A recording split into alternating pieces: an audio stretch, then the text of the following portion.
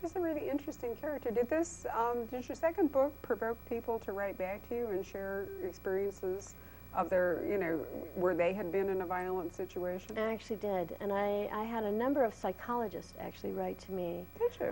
Saying that they were so glad that someone had portrayed post-traumatic stress reactions the way that I did. I continue to get letters. In fact, at one university I know, the book has been used in the classroom, given to psychology students to study in terms of the reaction. So you know, in my small way, I don't set out the books to, you know, get on a podium or anything.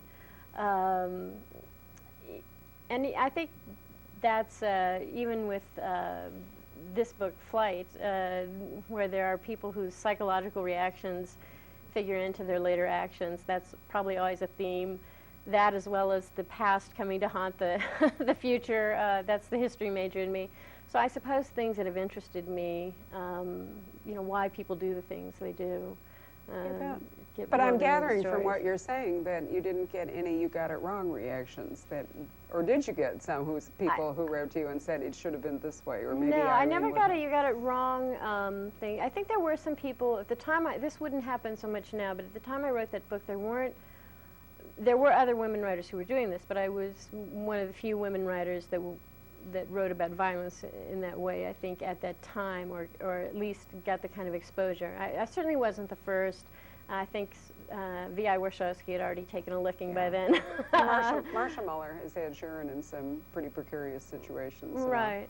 So I wasn't the first person to do that, but I do think that there were still, by that time, there were still some people left among the readers who expected a woman writer to write a rather, you know, comparatively tame story. They wanted something, you know, they thought if you're writing I guess they had expectations around that. And I'm glad to see that that has changed. I think that prejudgment, you know, is not, that prejudice isn't there so much now. I think people realize that you're just going to have to judge each book itself, you know, not assume that the writer's gender is going to influence the flavor of the book. So. Well, I stumbled a little bit earlier today when I was mentioning about Malice Domestic and the Agatha Award, because I realized that I don't think of you as a person who ought to be earning an Agatha Teapot, you know, and I was going, well, you know, I'm nominated for one right now, actually, for a short story. My short stories are quite often very cozy, very tame. I can see that. Yeah. Very historical. Maybe someday I'll write a novel of that kind. But that's not right for the characters I've created in this series. Liar is probably the closest I come to something that's a family drama mystery. And a very close circle of suspects, which are basically Irene's friends and relations, primarily relations. And that's very true. But of course, at the first book, it was you were just starting out, and it was the shape of things to come was not yet clear, right? Well, as I said to Sam McCarver, who wrote a mystery set in the Titanic, his first mystery was finally somebody had a higher body count in a first mystery than Goodnight Irene. He had to sink the whole shipload of folks to get there, but no, it was very action-packed from the start. So. Yeah, it was, but I think that you really, you know, alerted everybody to how it was going to go in book 2 when Irene is, I mean, if you remember, my mother registered a protest, you know, tortured, she said. And then later on, Frank is kidnapped, and he wasn't tortured, but he was certainly in peril, and Irene doesn't know whether she's going to get him back and what condition he's going to be in, and she has her own memories of her own experience to draw on, and you know, so you really have tested them. But that was going to be another question I had for you. Did the fact that Irene had these transforming experiences, do you think, help propel her into this marriage with Frank? Might she have been more interested in staying single if she hadn't been nudged? You know, I don't know. You're supposed to know. I know I'm supposed to know. I didn't really think it was a good idea for the two of them to get together. To my shame, I have to admit that he was going to be what I now call the file drawer police character, who's so standard in so many mysteries.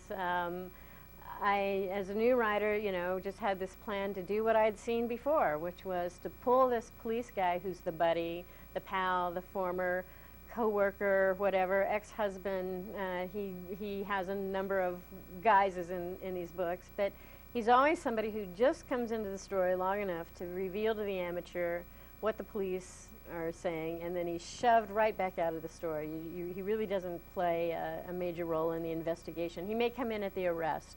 Well, in fact, he has to make the arrest, because Right. the amateur really can't just collar the killer at the end. Right, right. So for the killers who survive, the ones who aren't just, you know, falling off a cliff in some kind of, you know, moment of justice, he makes the arrest.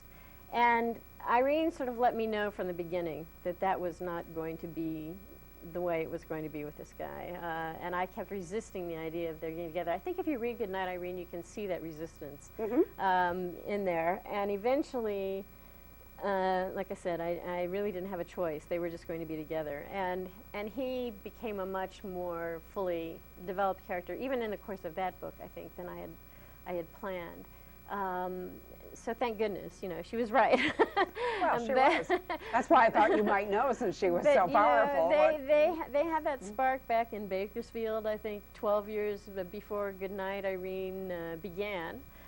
Back when she was a green reporter and he was a rookie cop, they had met, and there was obviously attraction back there in their history. So I think there was more that they had put it off, and when they finally hooked back up in Goodnight Irene, it was only a matter of time. They're both Irish, right?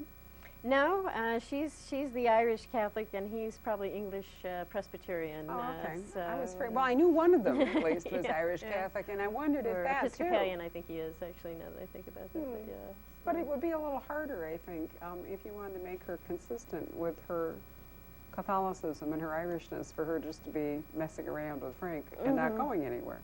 That's why I wondered if Irene, you know, decided this is the way she was going to go. I don't think she's a character who could have worked well just with a live-in boyfriend or serial boyfriends. No, I think the thing about her was when she was with you know, someone as good as Frank is to her, I think she ended up having that same loyalty that she has. That's the reason she has a friend that she's known since third grade in her life. She's someone that she doesn't dispose of people. So. And you've given her a fairly large family, haven't you? She has a sister, and she has a cousin and a great aunt that are living in the area, but that's it as far. Now he has a sister living in Bakersfield, and his mom, so there's actually more of his family around than hers. But when you get to Liar, isn't there more of her, or is this the cousin you're talking that's about? That's the cousin. Okay. He comes through, but she's lost most of her family. There are Irish. There's the Irish side of the family that's still back in the old country.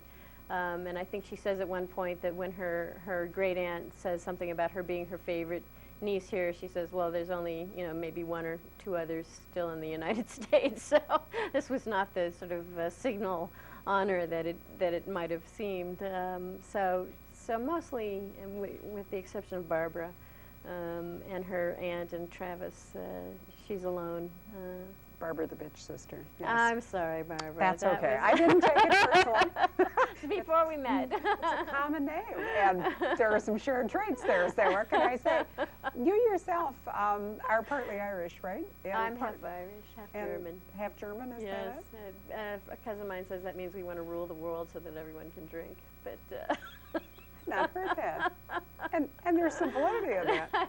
Well, I know someone else who said, you know, it's good if you end up with the sense of humor of the Irishman and the discipline of the German, but if it goes the other way, you're in trouble. I can see that. Yeah. But your own, just to make a personal comment, you've had a long and happy marriage, so you know, so many writers, you know, have these really grossly dysfunctional lives. You know, oftentimes writers are introverted and they like living in small rooms and you know, talking to their characters rather than to live humans, and really have very difficult, troubled personal lives. I mean, you only have to read about like J.D. Salinger or somebody like that to realize how extreme it can be. Or somebody like Hemingway, who could never quite get to grips with fiction versus reality. And you know, your experience has been obviously somewhat different. So I suppose it would be natural for you